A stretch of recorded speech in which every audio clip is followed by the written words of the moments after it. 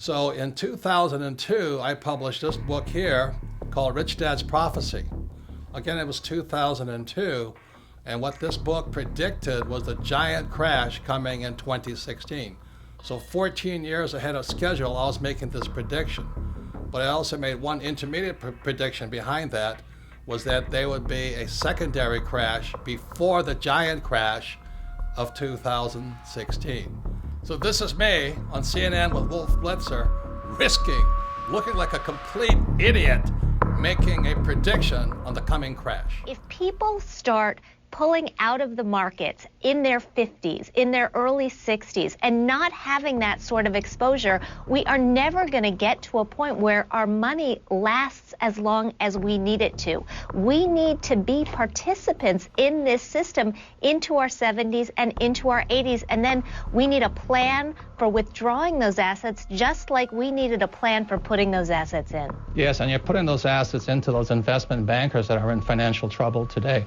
And all I'm saying is, aren't these guys supposed to be the smartest guys on earth? And shouldn't we be careful who we take financial advice from, including the four of us on this panel? Yeah, absolutely. And that's what I'm saying. There's a lot of bad advice But Robert, out there. you're really that worried about Goldman Sachs and Lehman Brothers? Yes. I'm afraid the Federal Reserve will eventually or come close to bailing them out. That's what I'm concerned about. And that young lady who says the taxpayers are not in trouble, who's going to pay for that bailout again as the taxpayer? Lehman Brothers says it plans to file for Chapter 11 bankruptcy protection.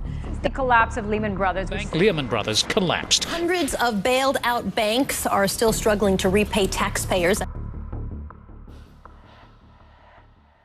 Way back in 1997, I published this book, Rich Dad, Poor Dad. And in Rich Dad, Poor Dad, I said three things that got me in a lot of trouble. One was that the rich don't work for money. Number two, your house is not an asset.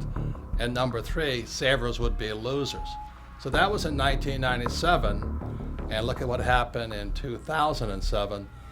The real estate market crashed. The government started printing money called quantitative easing, and savers became losers.